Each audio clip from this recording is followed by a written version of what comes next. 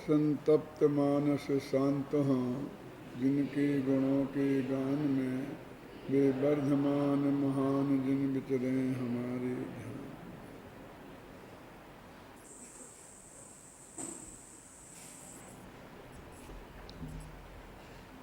समय सार परमागम की 49वीं गाथा चल रही है, जिसमें अनिर्दिष्ट संस्थान संबंधी 4 बोलों की चर्चा की।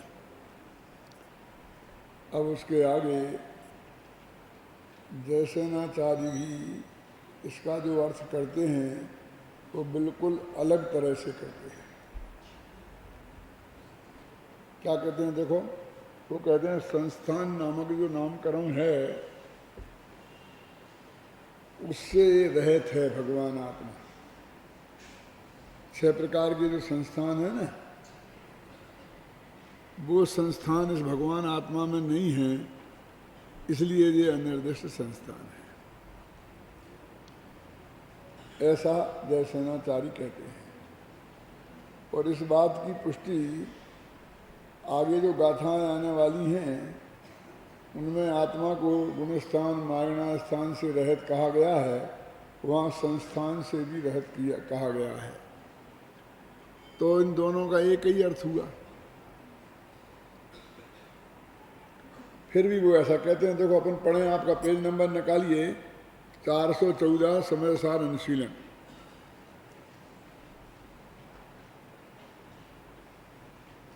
ये बहुत मार्मिक प्रकरण है।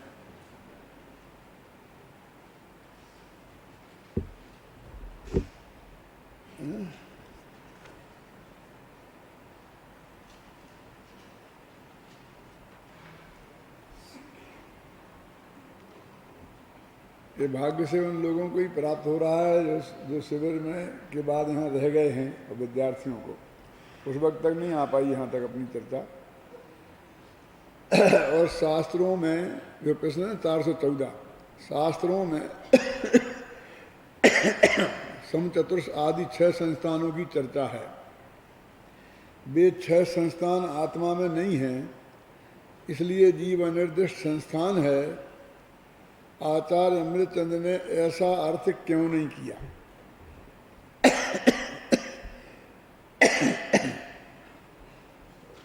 ऐसा अर्थ आगे की 50वीं गाथा में किया गया है। वहां ही क्यों किया, यहां क्यों नहीं किया? क्योंकि वहां यह कहा गया है कि आत्मा में संस्थान नहीं है, अतः वहां आत्मा में चम सदृश आदि 6 संस्थानों का निषेध किया गया है। वहाँ असंस्थान की बात है और यहाँ अनिर्दिष्ट संस्थान की बात है। वहाँ तो एक संस्थान है नहीं, और यहाँ कहा गया कि संस्थान कहा नहीं जा सकता। वहाँ तो कहा आकार है नहीं, और यहाँ कह रहे हैं कि आकार के बारे में कुछ कहा नहीं जा सकता। दोनों अंतर समझ में आए ना? अमृतचंद्र का एक दृष्टि में ऐसा भेद है। कहे जाने के निषेध की बात है, एक जो वहाँ संस्थान के निषेध की बात है, और यहाँ संस्थान के बारे में कहे जाने के निषेध की बात है। समझे ना? साहब आप वहाँ जाएंगे तो ये कह नहीं जाऊँगा, ये और अभी मैं नहीं कह सकता। इन दोनों का एक अर्थ है। क्यों? क्योंकि पहले में तो बात नक्की है कि नहीं जाऊंगा, और दूसरे में जाने और नहीं जाने के मामले में अभी कुछ निश्चित नहीं है। जाऊंगा तो कब जाऊंगा, कैसे जाऊंगा, वो सब बातें बाद की हैं। ये दोनों में अंतर है। अब प्रश्न कि आचार्य जयसेन ने तो इसी गाथा में समचतुर्ष आदि 6 संस्थान रहित ऐसा अर्थ किया है। देखो आपको बिल्कुल जयसेन और अमृतचंद्र दोनों की बुद्धि की तीक्ष्णता में कितना अंतर है तो आपके ख्याल में यहाँ ऑटोमेटिक आ जाएगा। क्योंकि दो बातें हैं, एक तो वो बात आगे कही गई है तो इस गाथा में वो अर्थ करने का मतलब फिर रिपीटिशन हो जाएगा, और दूसरा मूल गाथा में अनिर्दिष्ट संस्थान लिखा है, तो उसका अर्थ अस्थान असंस्थान कैसे किया जा सकता है? और क्योंकि अमृतचंद्र ने ये अर्थ पहले कर दिया था तो उनके पास ये अर्थ उपलब्ध था, फिर भी उनको वो अर्थ करने का भाव आया, है ना। अब इसमें हम जो कुछ आपको और हमें समझना है वो समझें हम, अधिक मैं इस बारे में कुछ नहीं कहूँगा। देखो, उत्तर किया है तो अच्छा ही किया है, पर उन्होंने आगामी 50वीं गाथा में असंस्थान का भी यही अर्थ किया है। जयसेन ने असंस्थान और अनिर्दिष्ट संस्थान दोनों का एक ही अर्थ किया है, और अमरचंद्र ने दोनों के अलग अलग अर्थ किए हैं। बात समझ में आ रही ना? ज़्यादा कमेंट्री में इस वक्त नहीं करना चाहता हूँ क्योंकि दो आचार्यों का मामला है ना। लेकिन बात का अंतर तो हमें समझना ही पड़ेगा ना। जब दो तरह से अर्थ किया है ना, क्यों, तो वो क्या अंतर है हम उस समझ से भी अपने को वंचित नहीं रख सकते, और उसमें हमारा दिमाग चलेगा तो दिमाग को भी नहीं रोक सकते। आचार्य भी हमें रोकना नहीं चाहते हैं, लेकिन हम किसी की अभिनय भी नहीं करना चाहते हैं। क्या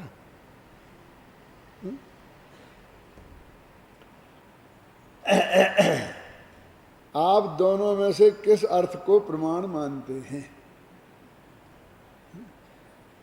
सामने वाला थोड़ी आसानी से छोड़ता है आपसे। आजकल के जो पत्रकार हो गए ना, तो बाल की खाल उखाड़ करके और कुछ ना कुछ ऐसा कहलवा लेते हैं और फिर तहलका मचाते हैं। क्या कि ये उनको नहीं मानते हैं, इन आचार्यों को मानते हैं, उन आचार्यों को नहीं मानते हैं, ये नहीं करते हैं, वो करते हैं। फिर ये प्रतियोगिता शुरू हो जाती है कि ये महान है और ये महान है, उनकी महानता बताई जाने लगती है। ऐसा लगता है कि ये महानता, उनकी महानता बताना उनको कम इष्ट है, लेकिन हमारी खिंचाई करना उन्हें ज़्यादा इष्ट है। ऐसा नहीं लगता? क्यों मोहनलाल जी?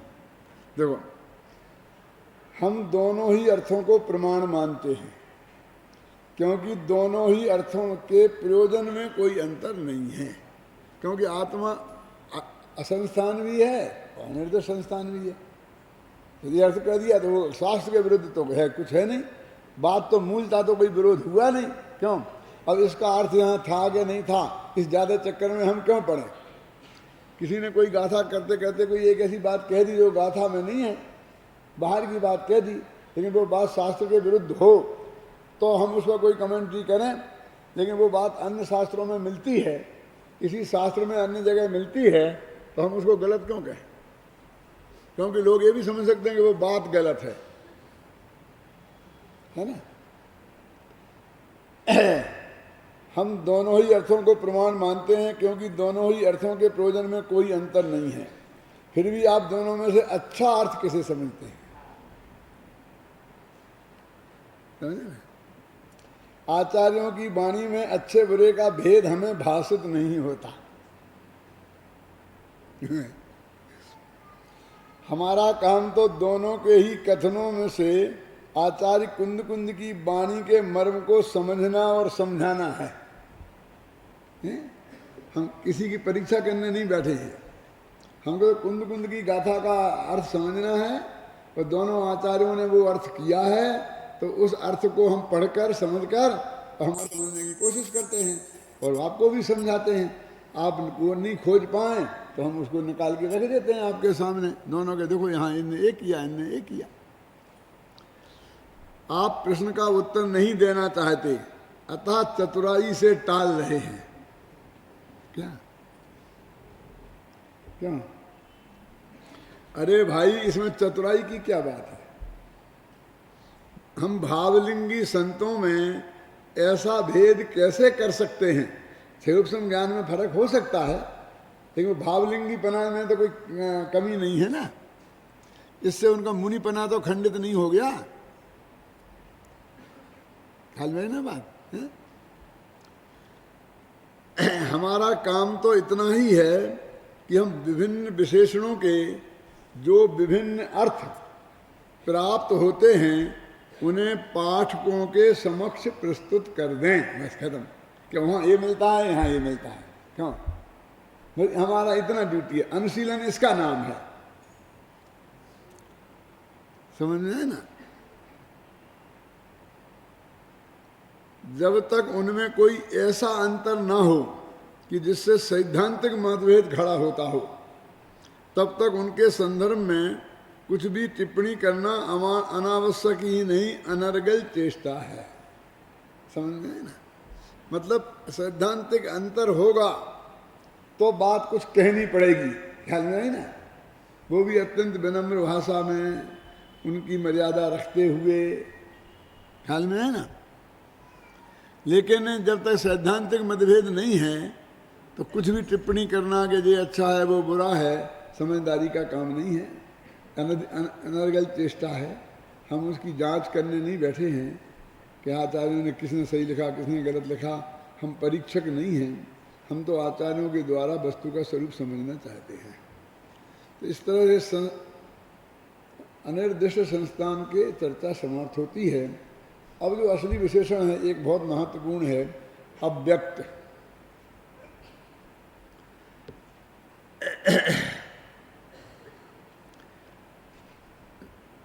अव्यक्त विशेषण का अर्थ है, कुंद कुंद ने एक जगह स्पर्श ही कर दिया है और दूसरी जगह अलग किया है, स्पर्श को ऊपर से ले लिया है, क्योंकि स्पर्श शब्द मूल गाथा में नहीं है। अरसमरूप मगंधम अव्यक्तम चेतना गुण मसद्दम जान अलंगा गहणम जीवो अनुदृष्ट संस्थान। ख्याल में है ना? यहाँ जो अव्यक्त शब्द के 6 अलग अर्थ किए हैं।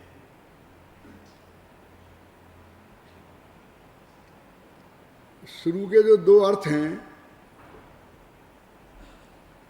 पढ़ते हैं अपन, कहाँ है, कहाँ चल रहे थे?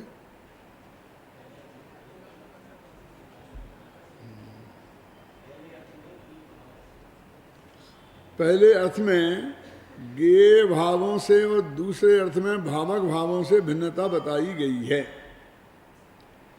आपको याद होगा कि 31वीं गाथा में गेय भावों से भिन्नता बताया था आत्मा को, और 32वीं गाथा में भावक भावों से भिन्न बताया था आत्मा को। गेय भाव माने होता है 6 द्रव्य जो आत्मा के जानने में आते हैं, और भावक भाव का मतलब होता है वो राग मोह राग द्वेष के परिणाम, विकारी भाव आत्मा के। तो सीधा सच है, वर्णादि अरु रागादि ते निज भाव को न्यारा किया। ये वर्णादि और रागादि से भिन्नता की बात है ना? अब इसी को उनने कहा 6 लोक व्यक्त हैं, 6 द्रव्य जो हैं, 6 द्रव्यमयी लोक व्यक्त हैं। द्रव्य की लोक की परिभाषा क्या है? विश्व कहते हैं। कहीं 6 डाला में आई है ये बात? आइए, कहीं ध्यान में आता है? किन्हू ना करे ना धरे को, षड द्रव्यमयी ना हरे को, सो लोक।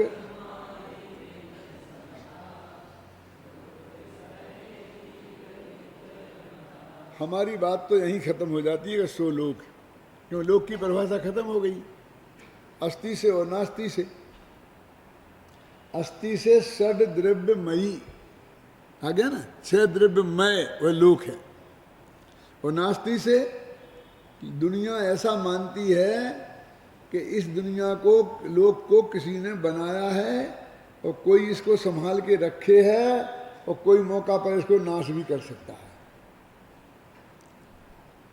लेकिन ये बात सही नहीं है। षड्द्रव्यमयी लोक का किसी कोई कर्ता नहीं है, कोई रक्षक नहीं है और कोई नाश करता नहीं है। तो ये लोक की जो मान्यताएं हैं ना 3, उनके निषेध पर गए, मतार्थ एक तरीके से वो निषेध परक है, इसलिए वो नास्ति से हुआ। ये तो ऐसा लोक कैसा नहीं है, और इस लोक का स्वरूप तो नहीं है ना, तो इसे किसी ने बनाया नहीं है।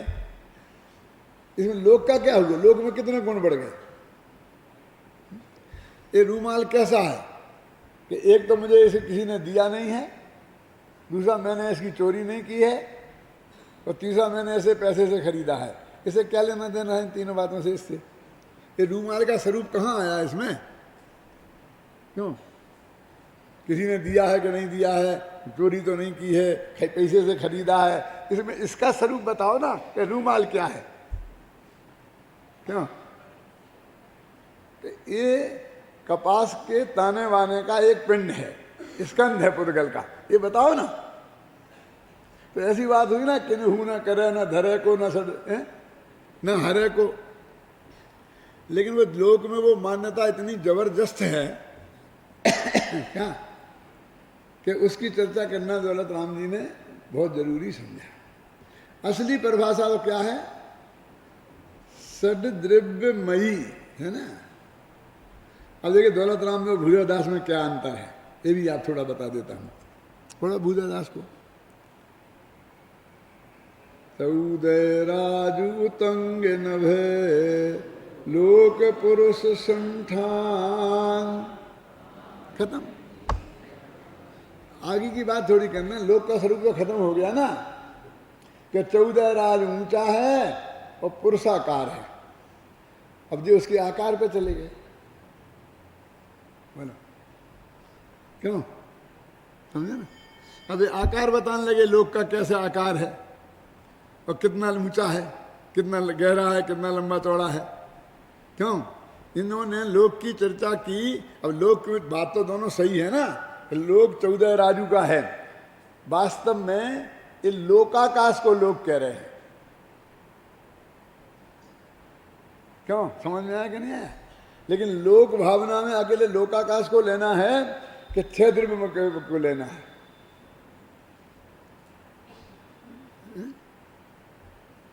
यहां मैं किसी की वो आलोचना किसी की नहीं करूंगा, दोनों का सिर्फ अंतर बताऊंगा, आपका सिर्फ ध्यान आकर्षित करूंगा, आपकी बुद्धि को सक्रिय करूंगा कि ये तो लोकाकाश की बात है ना। 14 राजू तंग नभ, नभ लिखा ना, लब नभ, तो 14 अलोकाकाश तो 14 राजू नहीं है, क्यों? वही तो नभ कह रहे हैं, नभ में तो लोकाकाश सब आ जाता है। तो 14 राजू की बात कहते ही हमारा लोकाकाश इसका अर्थ हो गया। और पुरुषाकार, अलोकाकाश तो पुरुषाकार नहीं है, दोनों बातें लोकाकाश के संदर्भ में हैं। और स्पष्ट नभ लिख दिया तो अकेले आकाश का नाम लोक है क्या? तो जब उनको लोक भावना की बात आई तो उनके दिमाग में लोकाकाश आया, और इनके दिमाग में 6 द्रव्यमय आया। अंतर समझ में आएगा नहीं आया? अब लेकिन दूसरी पंक्ति दोनों की समान है, इसलिए कोई फंडामेंटल अंतर नहीं है। क्या समान है दूसरी पंक्ति में?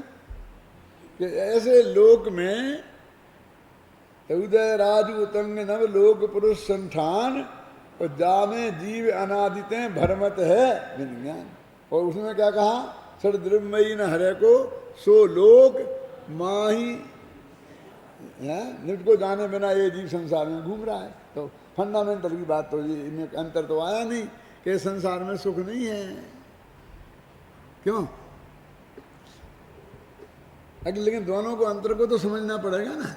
मैंने 12 भावना अनुशीलन एक किताब लिखी है, 150 पेज की है, तुम लोगों ने नाम तो सुना ही होगा, देखी नहीं होगी तो, है ना।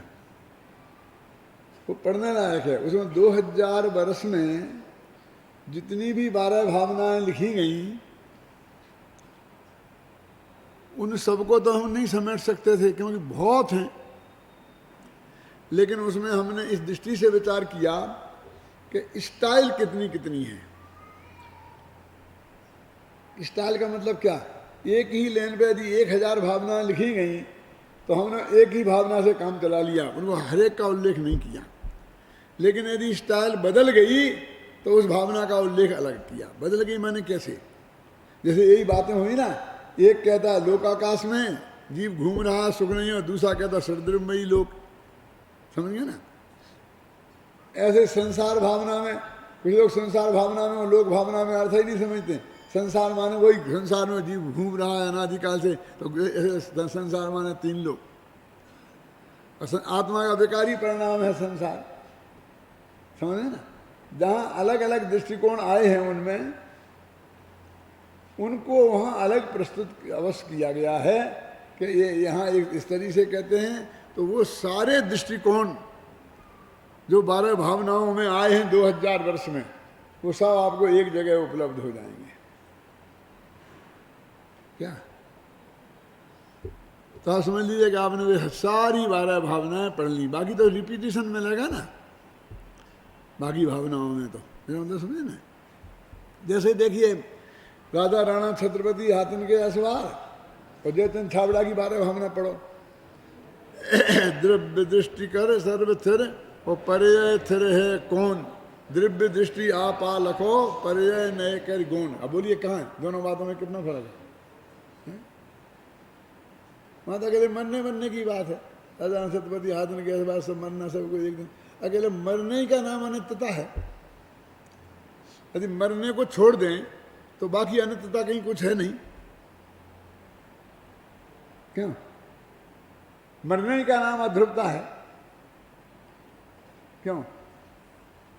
अकेले एक मरने की बात पकड़ के बैठ गए तो, और एक तो कहते हैं, 2 ही पक्ष सामने रखते हैं कि आत्मा नित्य भी है और अनित्य भी है। द्रव्य दृष्टि से नित्य है, पर्याय दृष्टि से अनित्य है। द्रव्य दृष्टि को प्रधान मुख्य रख दो, पर्याय न्याय को गौण कर दो, तुम्हारा काम हो जाएगा। जिन्होंने पूरा मोक्ष मार्ग बता दिया। जब आज से 40 साल पहले हमने ये बालबोध पाठमाला बनाई, तो हमने उसमें राजा पहले हर जगह राजा राणा ये बाली भावना भूजा दास जी की ही रखी जाती थी, तो सबको यही कंठस्थ थी। और हमने जयतन छाबड़ा की भावना रखी, क्योंकि हमने सब भावनाएं उस वक्त छान मारी थी। समझ गए ना? तो हमको ये बहुत बढ़िया लगी, तो हमने वो भावना रखी। तो फूलचंदी सिद्धांताचार्य ने विरोध किया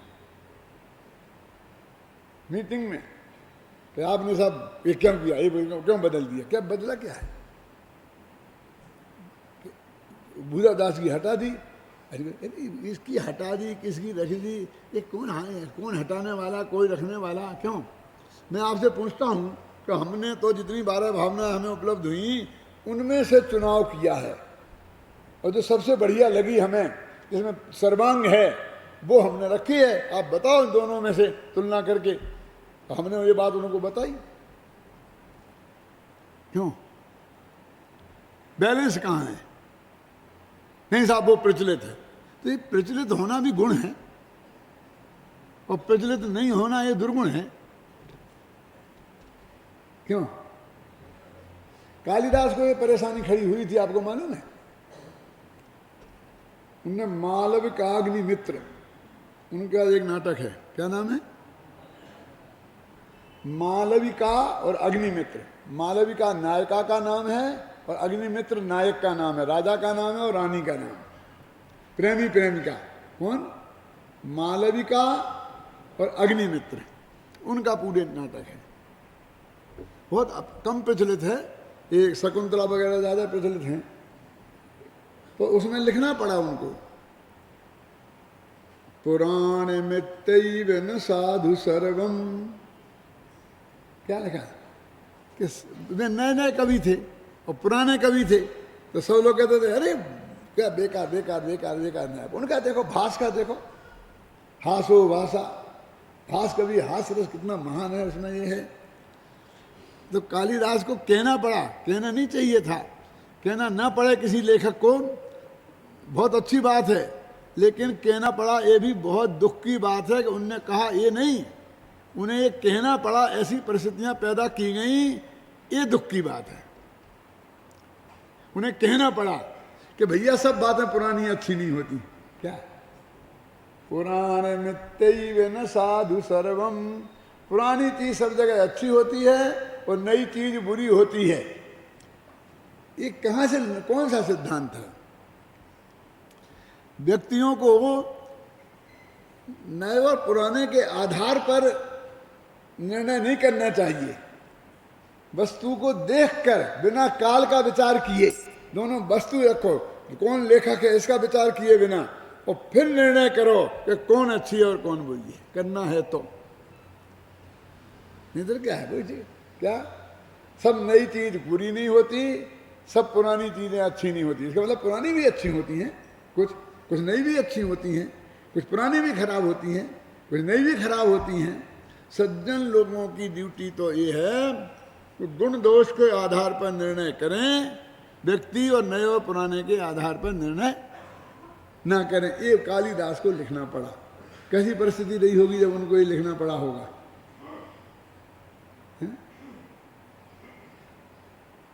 माह कवि जैसे कवि को, जो सबसे महान कवि माना गया, उपमा कालिदासस्य भारवे अर्थ गौरवम दंडिनः पद लालत्यम माघे संति त्रयो गुणः। कालिदास की उपमा बढ़िया है।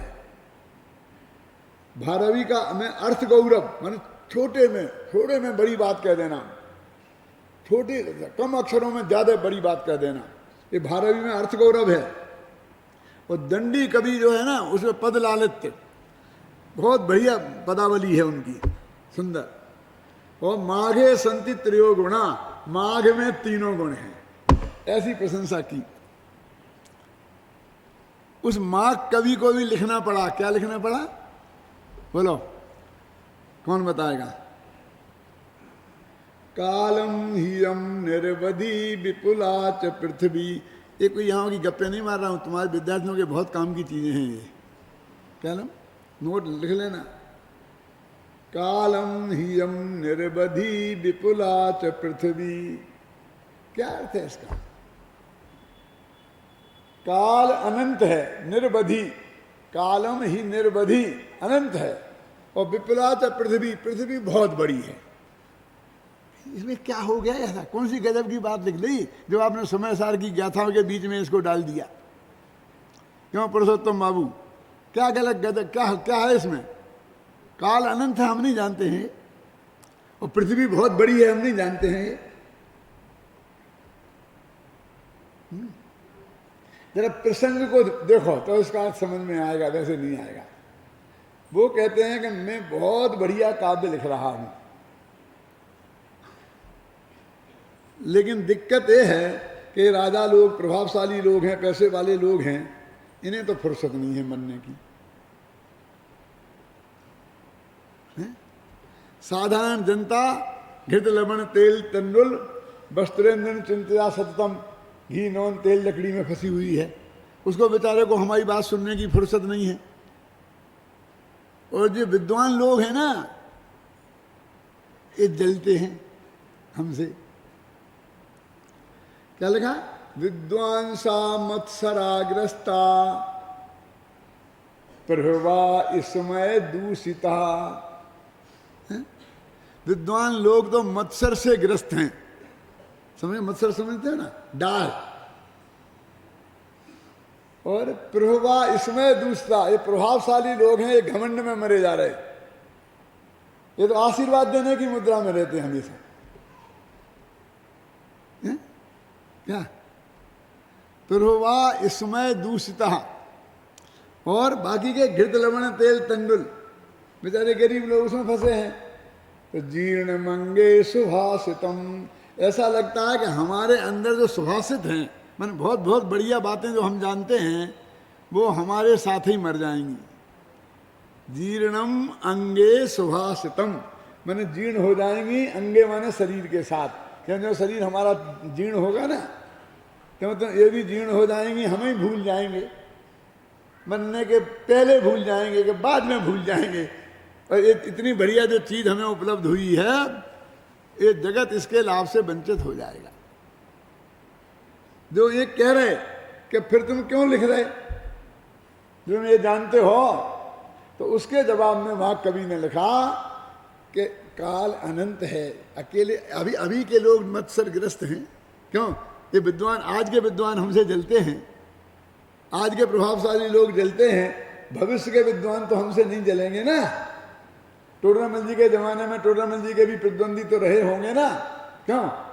जलने वाले लोग रहे होंगे ना। अरे उनसे जलने वाले तो ऐसे रहे कि उनकी जान भी नौबत आ गई। वो जलने वाले ही लोग थे, और उन लोगों में अकेला श्याम तिवारी नहीं था, अजैनी नहीं थे, जैनी भी थे। बताऊं जैनी कौन थे? एक किताब है जो गवर्नमेंट ने छपाई है, बुद्धि विलास उसका नाम है, बखतराम शाह की किताब है वो, जो टोडरमल जी के मरने के 3 साल बाद लिखी गई। वो बखतराम शाह बुद्धि विलास किताब का नाम है ना। जिस आदमी ने लिखी वो टोडरमल जी का समकालीन था, प्रतिद्वंदी विद्वान था, वो 20पंथी विद्वान था सामने वाली पार्टी में, मंत्र तंत्रवादी। तो उसने ये लिखा है उस किताब में, उसकी पंक्तियां मैं बोल के सुनाऊं आपको। गुरु तेरह पंथन को धर्मी, टुगडर मल्ल नाम साहमी। 13 पंथियों का गुरु, जैनियों का नहीं, टोडर मल्ल नाम का साहूकार, धर्मात्मा। गुरु 13 पंथन को धर्मी, टोडर मल्ल नाम साहमी। भूप ताहि मार्यो क्षण माही, गाड़ो माध्य गंदगी ताही। उसको राजा ने एक क्षण में मरवा दिया और गंदगी में गड़वा दिया। ये लिखा, ये कब लिखा? 1827 में। टोडरमल जी कब मरे? 1824 में, 3 साल बाद ही। बहुत ताजी घटना है, उस आदमी ने अपनी आंखों के सामने देखी थी। और फिर जो लिखा है वो गजब का है कि हे भव्य जी, वो तुम जानते हो ये टोडरमल जी क्यों मारा गया? क्योंकि ये मंत्र तंत्र का विरोध करता था। समझे ना? ये देवी देवताओं का विरोध करता था, उन्हें पूजने को मना करता था। समझ गए आप? वो सारी बातें लिखी जो 13 पंथियों की हैं, इसकी वजह से मारा गया। यदि तुम चाहते हो कि तुम नहीं मारे जाओ तो तुम मंत्र तंत्र की साधना करो, देवी देवताओं को पूजो। ये सब लंबा चौड़ा उपदेश उसने उसके बाद में दिया। माने उसे भी बहुत खुशी भई थी कि चलो हमारा एक प्रतिद्वंदी खत्म हो गया। तो टोडरमल जी से भी जलने वाले बहुत थे।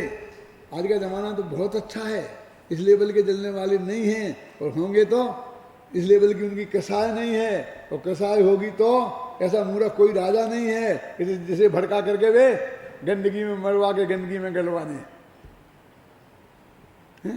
परिस्थितियां वैसी नहीं हैं, कसाएं वैसी हो सकती हैं। तो ये बात उसने लिखी, क्या लिखी कि बहुत आगे भविष्य में आएगा। अब आज टोडरमल जी लिख के गए मोक्षमार्ग प्रकाशक, तो नहीं लिखते तो आज हम क्या करते?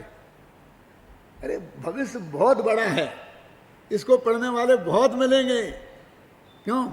वो माँ कवि कहता है मेरे काव्य में दम होगी तो भविष्य बहुत बड़ा है, इसको पढ़ने वाले बहुत मिलेंगे। मैं चिंता नहीं करता हूं अभी कोई नहीं है तो। वो पृथ्वी बहुत बड़ी है, यहाँ नहीं मिलेंगे, जयपुर में नहीं मिलेंगे तो जोधपुर में मिलेंगे, जोधपुर में नहीं मिलेंगे तो बंबई में मिलेंगे, बंबई में नहीं मिलेंगे तो आप समझिए ना अमेरिका में मिलेंगे। अब अर्थ समझ में आया ना? कालो ही यम निर्बधी विपुलाच पृथ्वी, इस शब्द का अर्थ समझ में आया कि नहीं? काल अनंत है और पृथ्वी बहुत बड़ी है।